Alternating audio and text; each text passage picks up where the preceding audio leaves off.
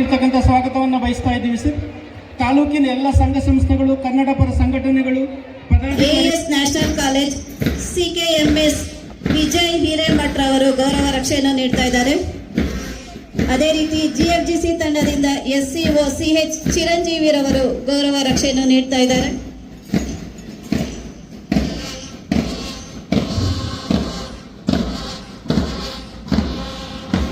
Master band ಇದನ್ನು ಹಿಂಬಾಲಿಸುತ್ತಿರುವಂತಹ ತಂಡ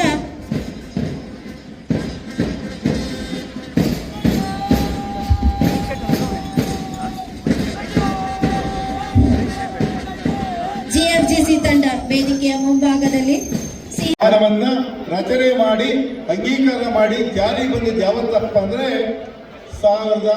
1956 ಜನವರಿ 26ನೇ ತಾರೀಕು ಈ ದಿನ.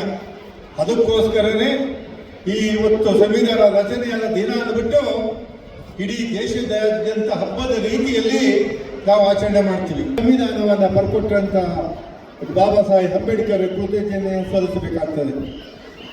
ಈ ಸಂವಿಧಾನ ಅಡಿಯಲ್ಲಿ ಇಷ್ಟು ವರ್ಷಗಳ ಕಾಲ ಭಾರತ ದೇಶ ಸಮಗ್ರ ಅಭಿವೃದ್ಧಿಯನ್ನು ಕಂಡಿಗೆ ಬಂದಿದೆ. ಒಂದು ದೇಶದ ಅಭಿವೃದ್ಧಿ ಆಗಬೇಕಾದ್ರೆ ಅದರ ಆಡಳಿತದ ಮುಖ್ಯ ವ್ಯವಸ್ಥೆ ಚೆನ್ನಾಗಿರ್ಬೇಕು. ಈ ಸಂವಿಧಾನ ಶ್ರೇಷ್ಠ ಸಂವಿಧಾನ ಇರೋದ್ರಿಂದಲೇ ಇವತ್ತಿನವರೆಗೂ ಕೂಡ ಯಾವುದೇ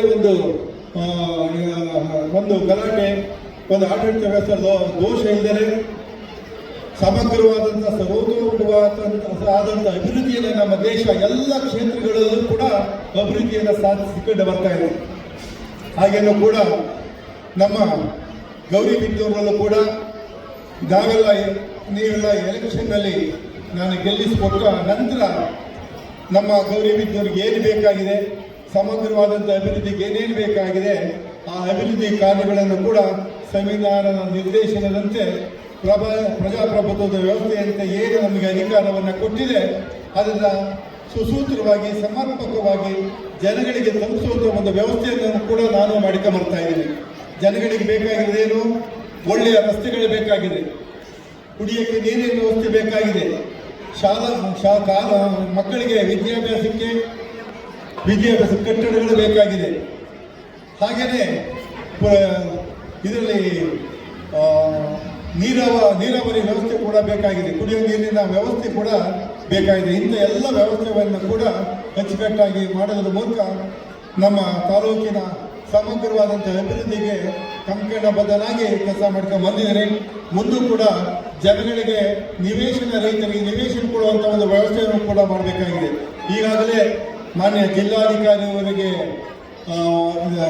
ಎಲ್ಲಿ ಲ್ಯಾಂಡ್ ಸೂಕ್ತವಾಗಿ ಸಿಗ್ತದೆ ಆ ಲ್ಯಾಂಡನ್ನು ಅವರಿಗೆ ಕೊಟ್ಟು ಸುಮಾರು 165 ಎಕರೆ ಜಾಗವನ್ನು ಗ್ರಾಮೀಣ ಪ್ರದೇಶದ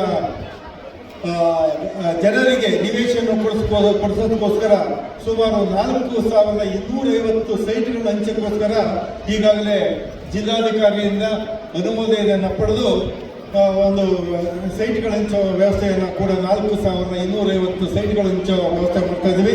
ನಗರ ಭಾಗದಲ್ಲೂ ಕೂಡ ಸುಮಾರು 45 ಎಕರೆ ಜಾಗವನ್ನು ಗುರುತಿಸಿ ಸುಮಾರು 1200 ಸೈಟ್ಗಳಿಂದ ನಗರ ಭಾಗದ ನಾಗರಿಕರು ಕೊಡುವಂಥ ಒಂದು ವ್ಯವಸ್ಥೆಯನ್ನು ಇನ್ನು ಕೆಲವರು 3-4 ತಿಂಗಳ ಅವಧಿಯಲ್ಲೇ ಸೈಟ್ ಕೊಡುವಂಥ ವ್ಯವಸ್ಥೆಯನ್ನು ಮಾಡ್ತೀವಿ. ಏನೇನು ತಾಲೂಕಿನಲ್ಲಿ ಕುಂದು ಕೊರತೆ ಇದೆ ಅದನ್ನೆಲ್ಲ ಗುರುತಿಸಿ ಮುಂದಿನ ದಿನಗಳಲ್ಲಿ ಜನಗಳ ಒಂದು ಅನುಕೂಲಕ್ಕೆ ತಕ್ಕಂತೆ ಎಲ್ಲ ವ್ಯವಸ್ಥೆಯನ್ನು ಮಾಡುವಂಥ ಕೆಲಸ ಕಾರ್ಯಗಳನ್ನು ಮುಂದುವರಿಸಿಕೊಂಡು ಹೋಗ್ತೀವಿ. ನಿಮ್ಮ ಸಹಕಾರಗಳು ಯಾವತ್ತೂ ಕೂಡ ನಮ್ಮ ಮೇಲೆ ಇರಲಿ ಅಂತ ಗೌರಿಬಿದನೂರಿನ ಜನತೆಯನ್ನು ಕೇಳಿಕೊಂಡು ಇಷ್ಟು ದೊಡ್ಡ ಮಟ್ಟದಲ್ಲಿ ಬಂದು ದೇಶಭಕ್ತಿಯನ್ನು ಅಭಿವ್ಯಕ್ತಿಪಡಿಸೋಕ್ಕೋಸ್ಕರ ವಿದ್ಯಾರ್ಥಿನಿಯರು ಎಲ್ಲರೂ ಕೂಡ ಅನೇಕ ಕಾರ್ಯಕ್ರಮಗಳನ್ನು ನಡೆಸಿಕೊಡ್ತಾ ಇದ್ದಾರೆ. ಹಾಗೆಯೇ ಉತ್ತಮವಾಗಿ ಪಥ ಸಂಚಲನವನ್ನು ನಡೆಸಿ ಈ ಒಂದು ಸಮಾರಂಭಕ್ಕೆ ಒಂದು ಕಳೆಯನ್ನು ತಂದುಕೊಟ್ಟಂಥ ಎಲ್ಲ ವಿದ್ಯಾರ್ಥಿನಿಯರಿಗೆ, ಅದಕ್ಕೆ ಪೂರಕವಾದಂಥ ಶಕ್ತಿ ತುಂಬಿದಂಥ ಶಿಕ್ಷಕರಿಗೆ, ಮುಖ್ಯ ಶಿಕ್ಷಕರಿಗೆ ಎಲ್ಲರೂ ಕೂಡ ವಂದಿಸಿ ನನ್ನ ಮಾತು ಮುಗಿಸ್ತೀನಿ. ಎಲ್ಲರಿಗೂ ನಮಸ್ಕಾರ. ಜೈ ಹಿಂದ್, ಜೈ ಕರ್ನಾಟಕ.